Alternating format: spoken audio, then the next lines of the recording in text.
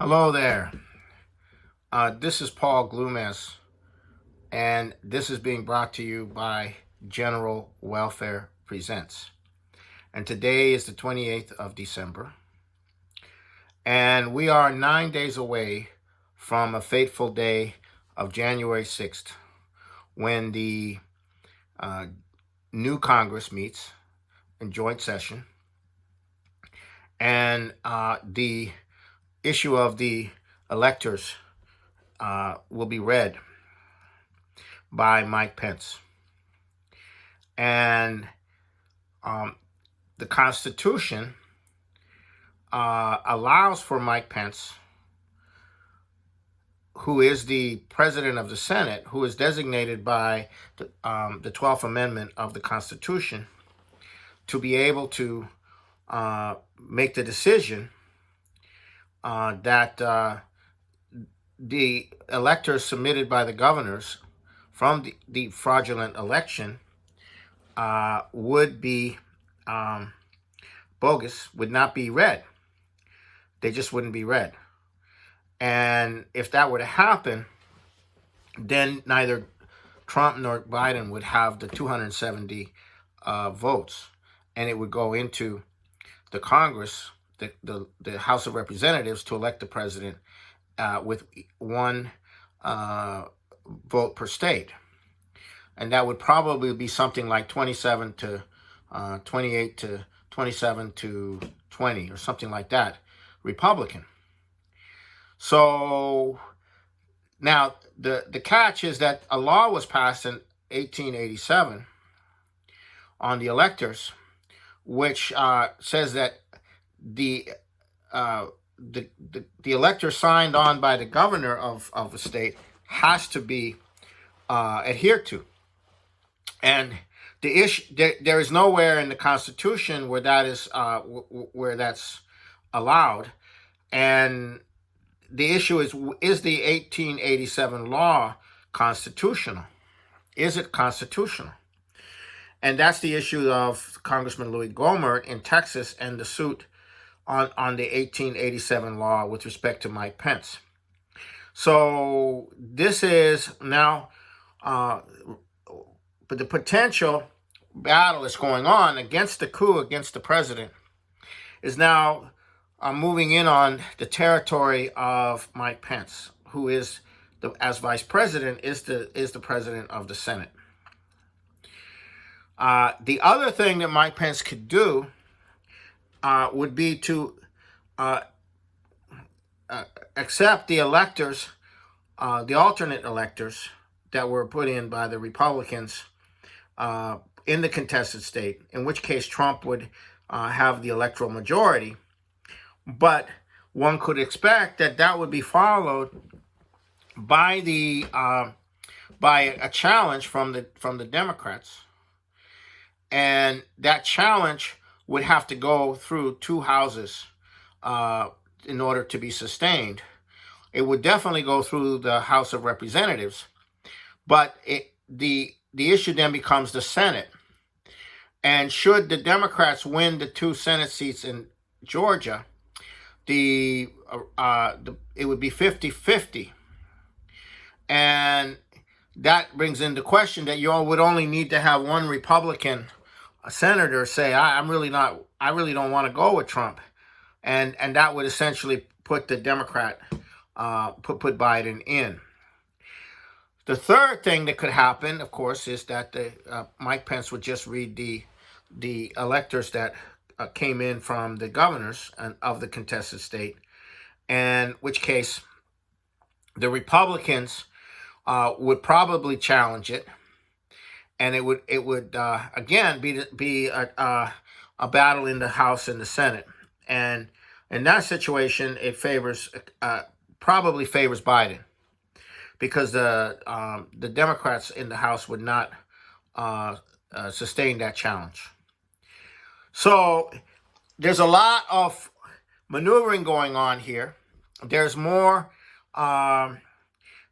Supreme Court cases being presented. There's more evidence being presented, but and then there's a continued battle within the state legislatures to get the state legislatures to use their constitutional authority to elect electors because of the irregularities in the irregularities in the election. So so that's the situation. Now, then we come to the consequences. Okay, what's going to happen? As soon as it becomes apparent that that Pence did not proceed according to the 1887 law, then you're going to see an uprising of, everything from Antifa to you name it. They will all be out in the streets. They'll all be out in the streets. And you will see, most likely, as was discussed in the exercises conducted by the Electoral Integrity Initiative exercises, where John Podesta played the role of Biden.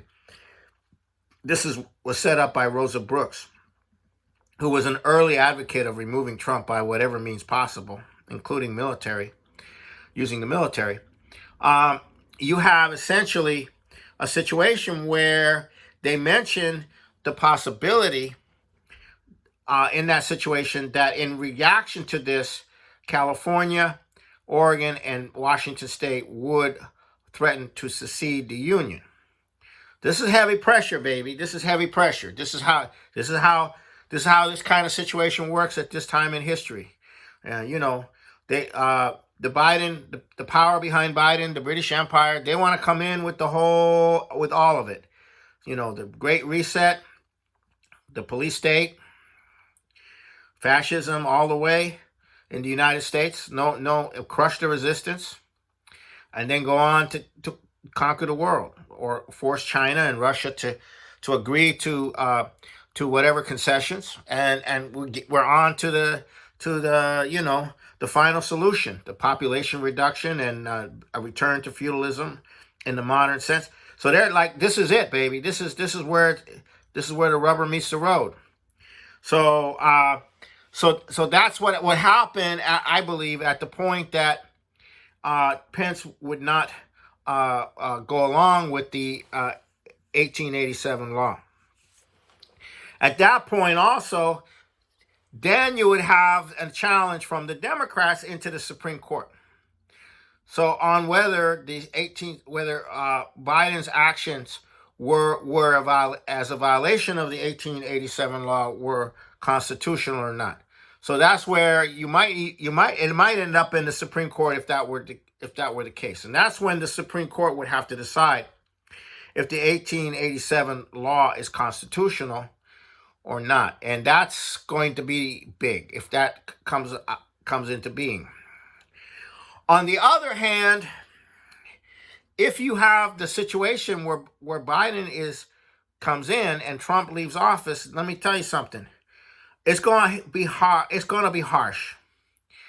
The lockdown is going to stay and get worse. And they're going to be brutal to the population. I mean, look, they were talking about $600 for people. Come on. I mean, what kind of attitude is that? It's going to be harsh. And, people don't like it, they're going to stick it to you. This ain't America anymore. You're not free. We're going to stick it to you. We're going to crush you. So then it becomes a question of what kind of resistance emerges within the United States. It's at the state level, at the county level. What kind of organized resistance occurs. And what will be done to try to crush that organized resistance. But the most important thing is to understand is that for a large portion of the population, whether it's 30 to 40 or 50% of the population, if Biden comes in under these circumstances, Biden will be seen as an illegitimate president. And whatever dictates, whatever executive orders come out of that, whatever attempt to crush the population comes out of that, it will be seen as illegitimate. Okay, so you got to get a sense that this is this is huge. We're going into it. And most people aren't prepared for it. Most people haven't decided which side they're on. Most people don't know that they're going to have to choose sides. Okay, that you know that the people who have courage are going to have to fight, but it's not going to be nice. It's not going to be nice. So this is where we're headed. So either way, it's going to be wild. It's going to be rough, and this is determining the future of the United States and most likely the future of the human species as well. Thank you for watching, and I'll see you next week. Okay.